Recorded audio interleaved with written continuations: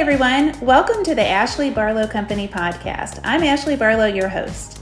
If you are a parent, a teacher, or someone who works at a school, or you're a community member, a volunteer, or a staff member at an organization that supports people with special education plans, a coach, a tutor, or even a grandparent, you're in the right place. Sit back with an ice cold glass of lemonade, put on your walking shoes and grab some headphones, roll down the windows and cruise. Ready, set, go. Educate, advocate, collaborate. Hi, Tara. Hi, how are you? I am great. Thank you so much for joining me. I'm really excited about the resources that you are going to bring to my audience. I am so honored to be on your show. Thank you. Well, absolutely. I've been wanting to connect with you for a little while. And so, and that's because I have really enjoyed the content that you put on social media, which is actually one of the benefits that I get to running Ashley Barlow Company. When I used to just sit behind my desk and write due process complaints and go to meetings with people, I didn't have this need to connect. And that's been really rewarding in starting this business. So why don't we start off by just having you tell us a little bit more about yourself. Where do you live? What do you do? Tell us about your family. Give us the background.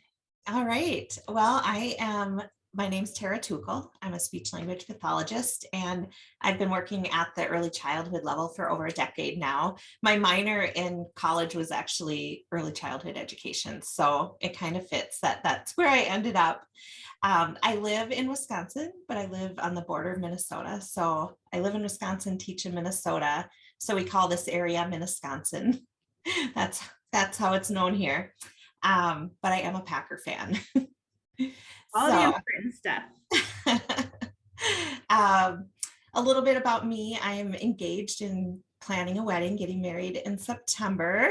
And I have two grown kids that are 28 and 24. And two stepsons, or soon-to-be stepsons, that are teenagers. I think you could wear that top or that dress to your wedding. It's so cute. Cute. We're having a barn wedding, so anything goes, right? Absolutely. I told my mom when I was getting married, when I was like a little girl, not when I was engaged, but when I was a little girl, I wanted to wear jeans with lace on them to my wedding. I was like, I'm not wearing anything uncomfortable. Of course, I wore like, a tulle skirt underneath my skirt because I wanted it bigger, but that's what I thought when I was a little girl. So how cute. Very exciting. Hey, do you have the book, How to Talk Minnesotan? I don't, because I don't need it. My dad has that book, and because my dad really liked Garrison Keillor, and we went to Duck Lake, which I think is in Wisconsin. It's like in the Land O'Lakes when I was a little girl every summer to visit my uncle. And so, yeah, my dad says, isn't that a heck of a deal? We say OPE. So it's OPE. And if you're at the store and you bump into someone, you say, oh, sorry. That's one of the things you hear every day up here. See, everybody's learning new things. This is good. Okay, well, back to business. This is what happens with me. You are a speech language pathologist. And, one of the other things that you do, as so many other people in schools do, is you help teachers and people that are in schools with wonderful visual supports. And so that's kind of the focus of what we're going to talk about today is visual supports, particularly for students with autism, but for all students that might need them. So let's kind of start with the basics on visual supports and just have you describe what visual supports are. Yeah, well, visual supports are kind of my jam. I love them because it's like this really creative piece of my job, and also something you can really personalize to kids. So visual supports are basically what they say, visuals of any kind. It could be a picture or more of like a cartoon drawing. I think a lot of people are used to board maker pictures. They're the little symbols that look like little line drawings. But there's a whole variety of things that could be considered a visual support. So you have the actual graphic or the picture, and then kind of what you do with it. And they're really meant to help kids understand whatever you're trying to teach them. Help them learn predictable routines so that their day can flow a little bit better. Help them understand what's coming up next. I know a lot of times parents and maybe educators, gen ed here will use visual supports, but it's like, holy cow, you can't just leave them with that. That doesn't tell you anything, you know, your mind jumps right to visual schedules, but that's one piece, that's one visual support.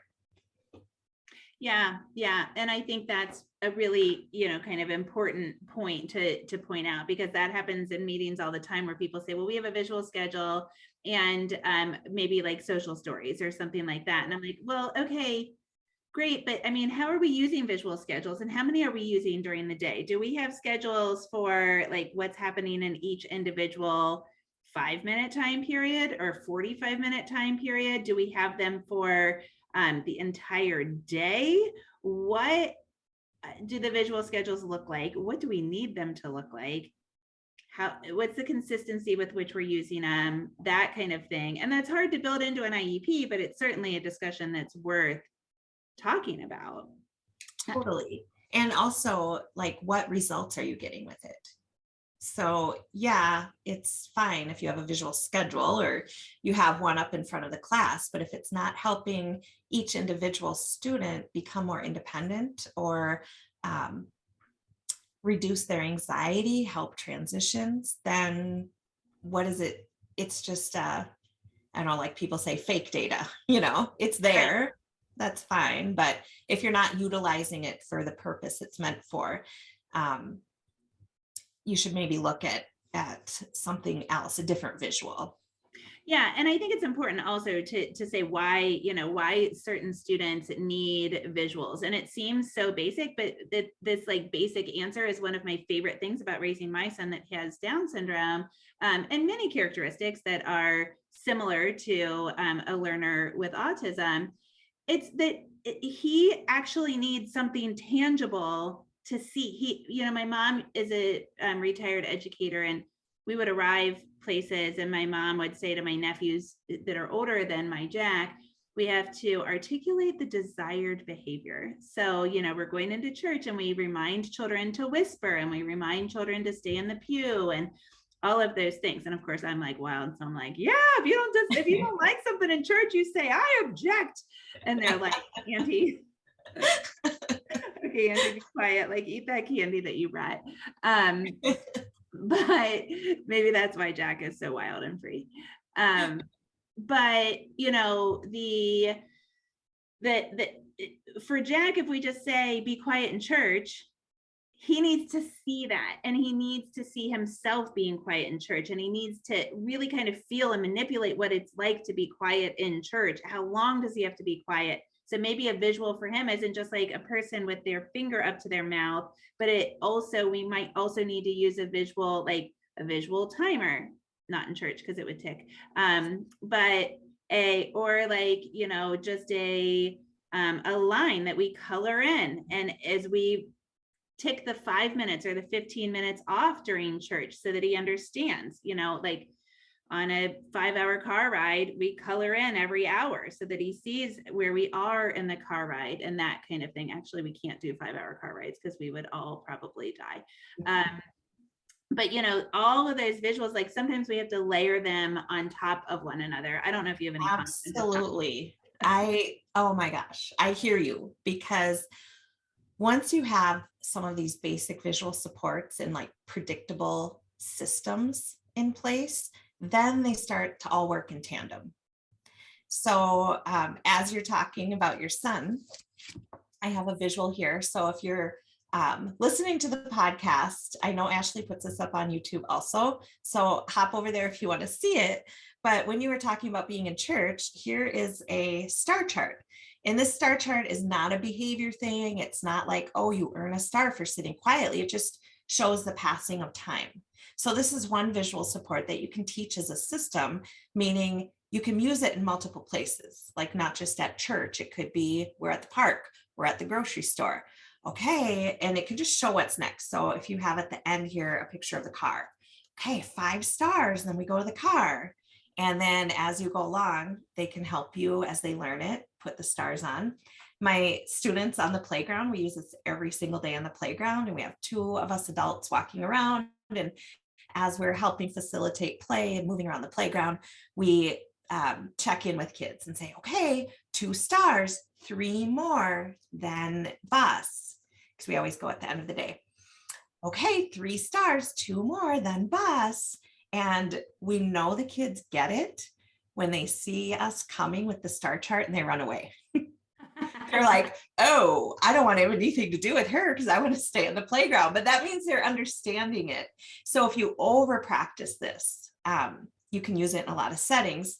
So it's just like what you're saying, like it's not one size fits all. It's not just a picture of quiet or whatever. It's finding a variety of different ways to support these learners that words maybe sound like blah, blah, blah, like Charlie Brown's teacher, right? And pictures, or like you said, objects can be much more meaningful. Yeah, that's so true. And another, keeping it predictable.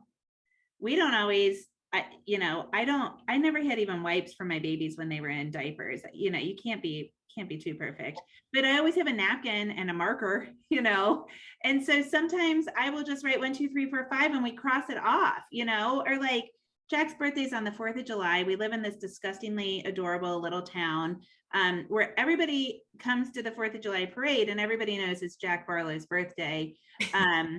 And so one time on the 4th of July, I was like, now this isn't predictable because it was totally novel, but I was like, Jack, you need to say thank you to 25 people. If you have said thank you to 25 people, happy birthday, and they get in his face and he's like, then I just wrote 1 through 25 on a napkin or a deposit ticket or whatever I had in my pocket or my stroller. And every single person I would cross it off. And once he got to 25, I would say, Jack said, thank you 25 times. Here you go. Talk to the hand, talk to the 25. And it gave him some relief and he did it. And then at 26, he was like, I'm done. I love that. And I love that you pointed out, it does not have to be this beautiful laminated thing. A lot of times we'll call them on the fly visual supports or on the fly social stories. I don't have time to go to my computer and make this pretty thing. I need a piece of paper, a Post-it, and a pencil, or that's all I need. And I can quick make a star chart. But if you've taught some of these systems, like Jack must know, okay, cross these off, like you've developed a predictable system that you can kind of use anywhere. And right. That's the big thing. It's not, I always tell parents, like, you can't implement everything that we're doing at school. We have lots of adults to help. You are still trying to be a mom, probably to other kids too, a mom and a dad, and you are traveling around, running errands. You just need a couple go-tos of things, and then having that knowledge to be able to pull out a piece of paper and make your own visual support, which I have done, even though I have tons of pre-made visuals. I have been on the way to the bus with a student. They drop to the floor in the lobby where all the parents are waiting for kids. It's always in this crowded area. And I say to the front desk, piece of paper and a pen, please. And I draw the worst picture of a bus and show it to them, and they get up and go. Yeah. So it just made it visual. It doesn't have to be pretty. You can Google how to draw a bus. I need that. I've literally done it. How to draw a swimmer, because I'm like, you swim. My dad used to be an art teacher, so I should be better. Oh, I'm terrible. But like, if I draw a stick figure, it might look like a dog or a zebra or whatever. So I'm usually like, how to draw and they're nice little like stick figures, and it really helps. But sometimes you don't have time. Yeah. So we've touched on this colloquially, but I think it's still important to answer very deliberately. Why is it so important for students that are not neurotypical to have visual supports? Well, there's a lot of research showing that autistic individuals are visual learners. It doesn't mean every single one is, but they tend to be. And I would argue that a lot of young children are too. So, if someone with autism is not maybe processing language at their age appropriate level, whatever that is, they are going to need that accommodation, just a little something that's going to help them to understand in their best modality. And I always tell people I have a visual schedules course for parents and educators on how to really individualize and make progress with each student in their way. So not a cookie cutter approach. But in there, I tell them that I hear a lot, well, when do you get rid of the visual schedule? We got to get rid of that at some point. And I say, and probably a lot of other people have, when you are ready to get rid of your to-do list, your Google Calendar, your planner, your grocery list, when you're ready to get rid of all that, then you can get rid of their visual schedule, because you are using a visual schedule. It's just in a written format instead of pictures. And that's such a good point.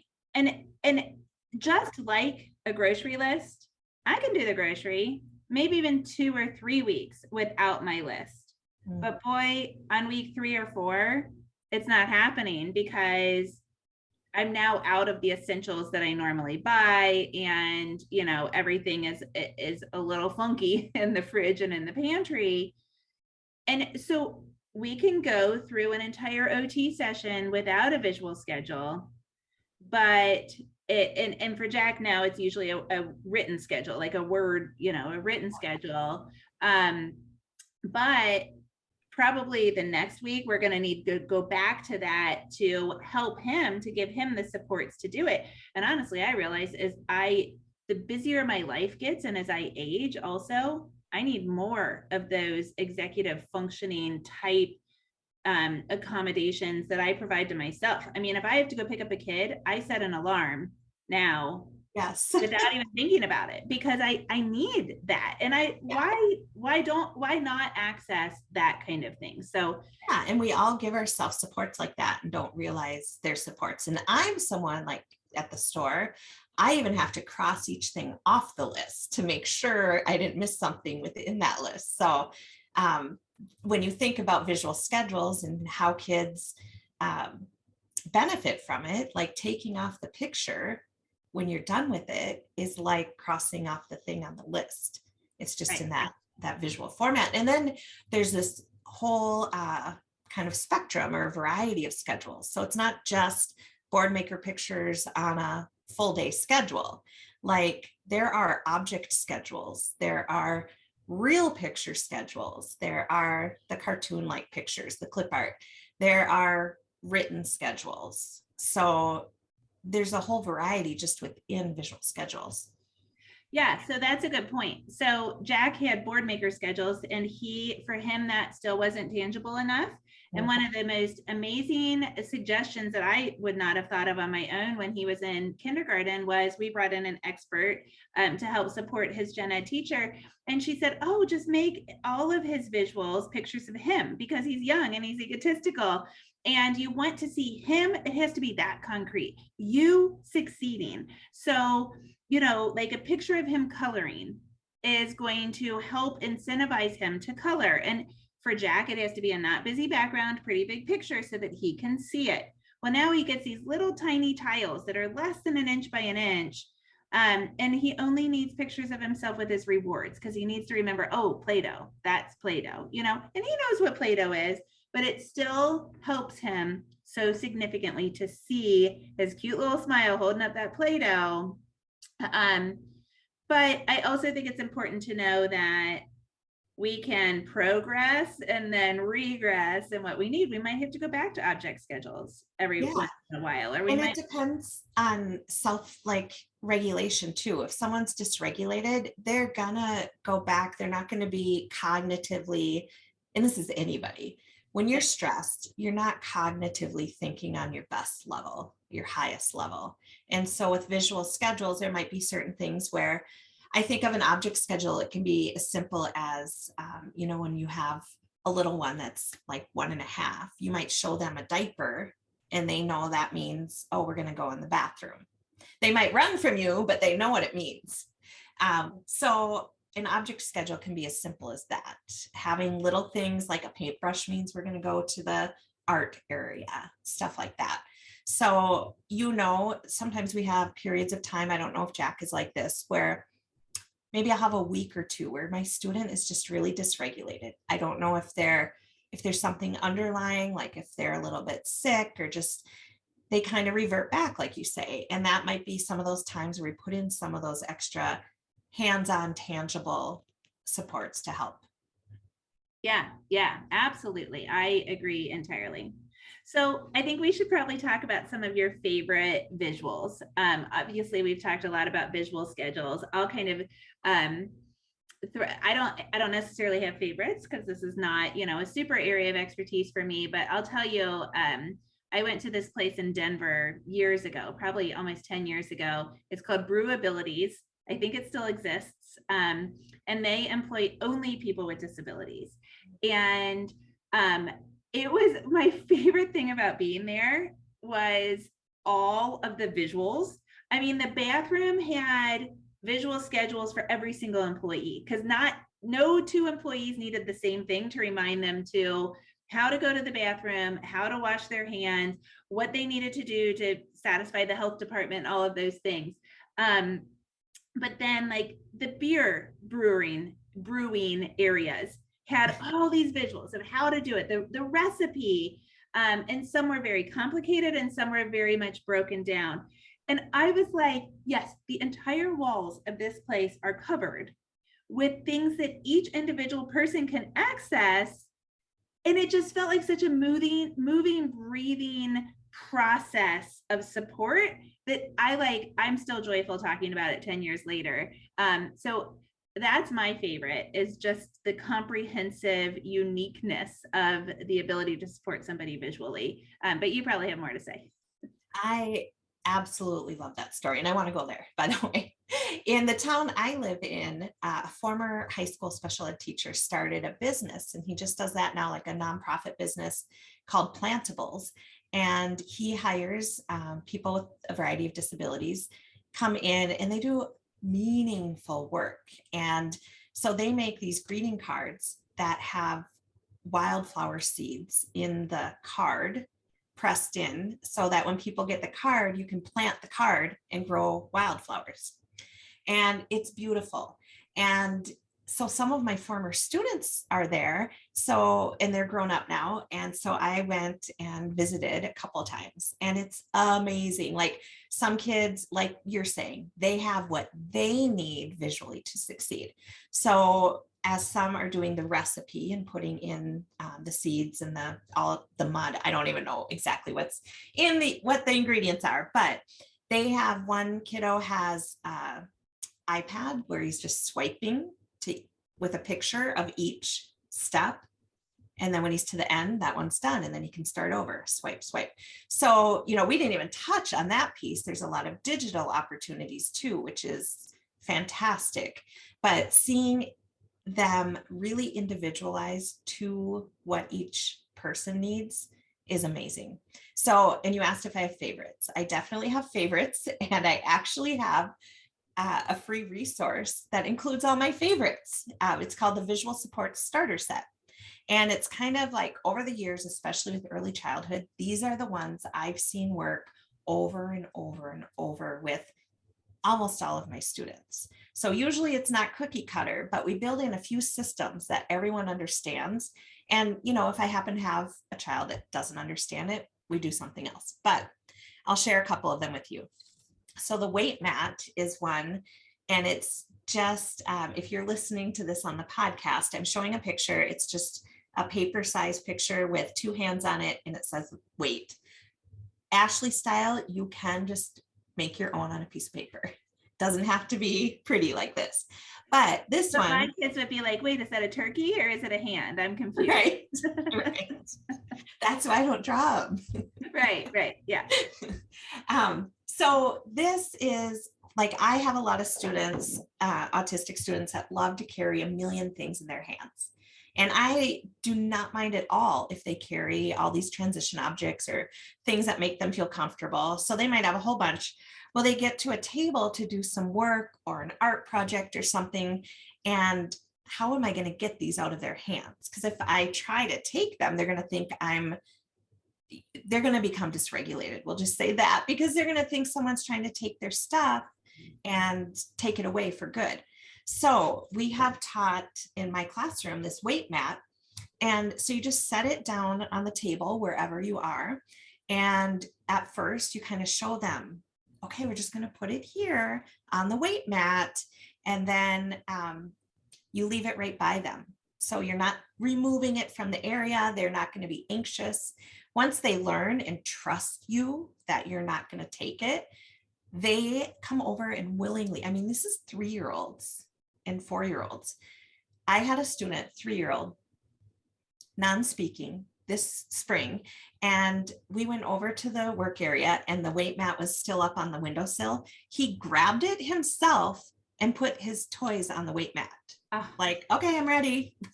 It was like, holy cow, and then I'm like, quick motioning to everyone in the room, you guys, look what he did. This is better than any skill that I could be teaching him right now at the table. So when stuff like that happens, it's exciting because it helps parents at home. It helps them if they're at occupational therapy, like all sorts of settings. Yeah, that is super helpful. I remember we had something for Jack where it prompted him to put his hands at his side, and we actually gave him a sticker, like a what do you call those? A tactile, a fidget, basically. Yeah. Sticker that we put on his thighs, so that right where his arms touch, so that he could play with his thighs instead of touching everything in the hallway. Nice. And it was like, so we had a little sign for him and a poem that went with the sign to remind him to put his hands at his legs, which the poem I think was too much, honestly, but the teacher thought of it and I was like, okay, that's great. Yeah. And then he would try to access the stimulation by rubbing this thing that was on his thigh, and totally socially appropriate, as opposed to touching all of the artwork on his way down the hall. Yeah, and like that's kind of the next step to the weight map. But I see those weight mats everywhere in preschools, and I'm like, oh, this is amazing, and they work. It's so good. The other thing, we call it the miracle. I didn't come up with this strategy, but sorry, I'm rifling through things. It's probably loud. I love it. The other thing is the all done bucket. And so this one, especially with little ones, I've had parents implemented at home, other teachers, so good. You can use any kind of container. And again, it's just a sheet that says all done on it. There's nothing like wonderful about this symbol, like the universal no symbol. You could have whatever you want on there. You could have a flower. It's not that matters. It's this predictable routine that you're developing. So this is where some of those strategies come into play in tandem, like we were talking about. So I might set the timer and say, okay, we have 3 more minutes, then all done. And they're playing with trains or whatever. And this is going to help with transitions once they understand it. So then, okay, 1 more minute, then all done. And so then when the timer beeps, I help them put the things in. It gives them a place to put stuff. So you develop that little routine with help at first. And I've had students who are like very, very passionate about their iPads, playing a game, really hard to transition away from that. And we will go up and do that whole routine. You got to give notice. You can't just surprise, like, oh, you're done. Like, I'd be so upset if I was reading a book and someone just pulled it out of my hands and said, you're done. Right. So right. Your husband turns off the light. Yeah. Giving that warning. So then the student that loved the iPad, we put this towards him, don't even have to say anything else, and in it goes, because he's learned that routine and it's just like automatic, like muscle memory. And I had a student like just last week that If you're watching the video of this, it's the best. So I was like, it was like the last week of school. Okay, did the timer, all that. Okay, all done. And his mom was there. It was the end of the school day, and she was laughing so hard. He's like very slowly, like it was a magnet, slowly pulling the toy. And then he dropped it in and he went with his mom, and it was good to go. Oh my gosh, that's adorable. It's like the angel and the devil on his shoulders, like, put it Yes. in. No, put it in. Put it in. No, one more play, one more story in my head. It's so hard to let it go. But there was no dropping to the ground, no screaming, no crying. It was beautiful. Like It was when those slow, things happen, but all of these things help with transitions and making the day go smoother. So right, it's magic. It is yes, magic. You're it like, is. how could this happen? So similar situation. We had a behaviorist. We always try to think that a behaviorist is going to help us, and then it turns out that I have kind of tried everything that they've talked about, and I'm like, I need for you to go not 75 layers into the onion, like obviously 125. Can you just come live with us? Because I know I'm not doing it all right, because we're not behaving globally. Generally, that's a mom speaking. Jack doesn't. I'm very respectful to him. But one thing that this lady said that I was like, maybe she's worth having back again, was he will not feed himself, and it all kind of started with he has a decreased appetite because of medicine, so it was something that we fed him in order to get him to eat, and he watches an iPad to distract him so he doesn't know he's eating, and this whole thing. And then some habits formed, and he stopped poking things with his fork and putting the fork in his mouth and chewing and swallowing. Like the basic stuff. It was like, oh my gosh, eat. Yeah. And he's capable, and even when he was hungry, he wasn't doing it. And she said, okay, well, let's fade the support. So let's start with just a piece of paper that says mom and Jack, and you alternate. And so mom's turn, flip it over, Jack's turn, flip it over, mom's turn, flip it over, Jack's turn. First of all, it worked the very first day beautifully, and it still was working on day 10. But similar to that little guy with his all done bucket, Jack would flip it back over to the mom section. And I'm like, oh, you're so smart. Yeah. You're outsmarting the system. So that's so another thing, we talked about technology, and another thing that you've done is some great stuff on is video modeling. Why don't you kind of talk about video modeling and how that could be a great support? Yeah, every time I use video modeling, I think, why don't I use this more often? It's so powerful. And I think a piece of it is, like you said, the egocentric part of kids. They love seeing themselves. Think of us also with video just boom, like why is TikTok popular? Why are Instagram Reels?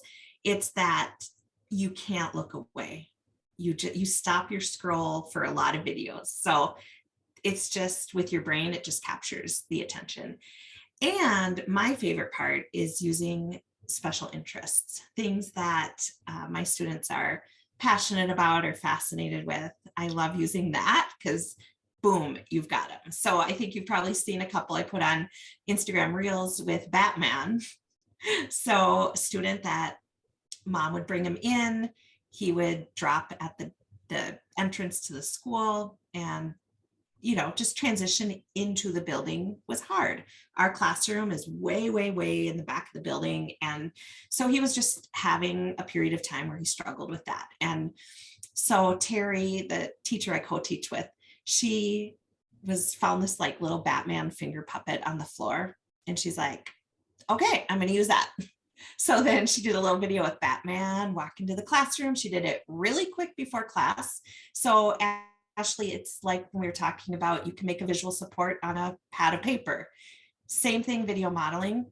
It does not have to be edited and have all these beautiful music behind it. So she did this one. Okay, Batman's walking to the classroom. Do, do, do, do, do. Those were the sound effects. Do, do, do. And she went down, met his mom, showed it to him. That morning, he walked back. Doesn't mean we're never going to have bumps or struggles again if it's a day where he's tired or whatever. And it doesn't mean we're gonna have to show them the video every single time. Right. It's like, get it going, and then you can break away from that when the time's right. And then he comes in and looks really tired. Maybe that's the day to pull it out and give him that extra support again. Yeah. Oh my gosh. I did see the Batman one, which was adorable. Do you know about the app, the free app, or it's cheap if it's not free, Book Creator? No. Oh my gosh. You can buy it on, we have iPads, Apple products, and you can buy it on Apple, whatever that thing is called, the App Store. And you can make books. And so we want Jack to be able to play 9 holes of golf. And so he can do 7 now. And so one day I went, and I'm the caddy because I don't like to golf very much. And so I took pictures of, you drive and then you have an approach shot. I'm not very good at this. And then you putt. And I added behavioral things in there, like you don't throw your clubs and whatever. And I did all videos of Jack. So one day I took videos of him doing what he was supposed to do. And like, you get to go with your dad and your brother, and mom carries the bags. And I did it as videos and some still pictures. That has worked like magic to increase his endurance to golf, because he loves to see himself golf and it's fun. And then like, afterwards he's licking an ice cream, and it's like, when I'm successful, I get an ice cream and I get to enjoy this time with my family. And it's good family time. And I'll tell you what, it's like so powerful for whatever reason to see himself on the video. I've never done the Batman thing, but I was like, what I love about that example that you had on Facebook, and we'll give people, or on Instagram, and we'll give people your handle here in a second, is it. So like, doing the Book Creator was a little bit of forethought, and it is a little bit longer. Now Jack likes it and he likes to read, so he likes to read that. But some of them get so cheesy. It's like, walking into school from the bus can be so fun. And you're like, that's so stupid. Kids see right through that. Yeah. And so I love the Batman thing, because it was like, it was cheesy on purpose. Right. It's so good. And you can, I love that you can easily experiment too, to see, do they like to see themselves in the video or pictures, or do they like a character? One of the things that I'm known for in my school is making potty training books using characters. So like Paw Patrol pees in the potty, stuff like that. And I've been doing this for like many years before we had really good options for pictures. So back, oh gosh, it probably would have been in the early 2000s, maybe in the first 5 years of teaching. I had twins who were both autistic, non-speaking, and they were not potty trained yet, and it was 2nd grade, and their mom's like, please, we need to try to potty train them, let's work together. So I made a story for them, and it had the board maker symbol from the waist down, of like the pants down and the penis out, with the yellow pee going into the toilet. You can probably picture that board maker. Yeah. So then from the waist up, this is all I could do at that point, because there weren't a whole lot of options. I went to Google Images and I got pictures of like Willie Nelson and Clint Black and a bunch of country singers, because they were like passionate about country singers. Anything with country music, they were like looking at it. So I did country singers from the waist up, glued them on, made a book. Willie Nelson pees in the potty, Big and Rich pee in the potty. And Ashley, they peed in the potty that day. Oh my gosh. Both of them that day. So their mom put the book out on their coffee table. It was like, this is the best book in the world. So it was fantastic. So that's the power of finding special interests too. Oh, for sure. The things you talk about when you're like out with your moms and your disability community. I was one time at happy hour with moms, and we had just done the I Can Shine thing through our local Down Syndrome Association, and we had done I Can Bike. And my friend was like, oh my gosh, that place is a miracle. They taught him how to swim last year. They taught him how to ride a bike. We need to add the F word in the middle of it. And this is what reminds me, because like moms are like, please, I can bleepity bleep. pee in the potty. I can bleep in, write my name. I can bleep in, whatever. And I'm like, oh my gosh, for sure. But that's like the power of the visual. It's so great. That's awesome.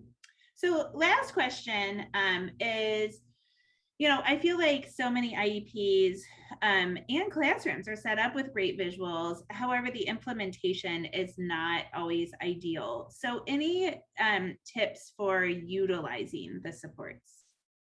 Yeah, I think for me, I feel the same. There's a lot of visual supports out there. People know about a lot of visual supports, but actually getting the team to implement them. The people, I think of like paraprofessionals that are with the kids almost all day in some capacity. Like we really need to be trying to get buy-in and teach them the why. And the other thing is, these are two things that I teach in my course too. We need to make them accessible so that they're really easy to grab and organized. So there's nothing worse than, I need an all done bucket. And you're like, where's an all done? I need, and then the moment passes you by and we're already on the ground. So like some of these things you can use so proactively, but if you don't have them accessible, you're going to lose your student. And you can do it respectfully too, right? Like it doesn't have to be an apron that mom wears everywhere that's like screaming, my child is neurodiverse. Yeah. I mean, just having some strategically placed go-tos around the room where everyone knows where they are. And I think a big piece is teaching the people around you. I know there's like limited time for training. I'm in the classroom still. I know this, but find some way to teach the why and how powerful it can be. And then, the importance, if we use this and implement it consistently, then we're going to see the power of it, but not if we just do it once in a while. So, maybe really identifying for a certain student, we're going to really work right now on the weight mat and the visual schedule. And forget about any other visual support you have laying that around. We're going to use those to start and just getting on that same page. Yeah, that's a great idea. So you've talked about so many awesome supports that you have to support us and supporting our kids. So where can my audience find you and how can they find out more about your course? Yeah, well, thank you. I am it's Autism Little Learners on everything. Facebook, I would say that's where mainly I do a lot of free trainings and people can go watch the replays. I actually have one coming up tomorrow night, but by the time this airs, it's probably past, but the replays are on there on all sorts of topics like visual supports, toilet training, self-regulation. And then over on Instagram, I'm there too. And that's where you can kind of see some of these things in action on the reels. And I try to put them on TikTok too, but Autism Little Learners on all of those. My website is autismlittlelearners.com. So it's really consistent. If you put in Autism Little Learners, you'll be able to find me. But I do have that starter set, that visual support starter set that you'll be able to find by going to my website. You'll see it displayed right on the front of the website. And then the visual schedules, it's called Visual Schedules Made Easy. And it's for both parents and educators. When I set out doing this, I thought, well, I'm going to teach other teachers, right?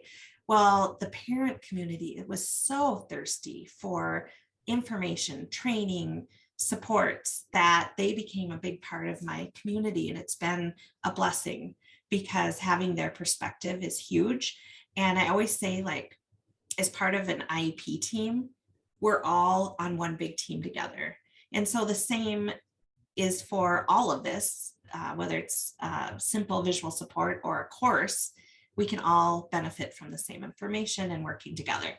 So that course is actually going to be opening back up soon here on June 10th, and it should be open through the 17th. But if anyone's hearing you on here and it's later, just send me a DM and we can chat. Oh, that's awesome. We'll try to get it out so that we can get it out for people. So Awesome. Oh my gosh, Tara, thank you so much. Thank you for joining us. And anybody has any questions or anything else, find Tara on Instagram or Facebook and hit her up with a DM. All right. Thank you so much for having me. It was so awesome to talk to you.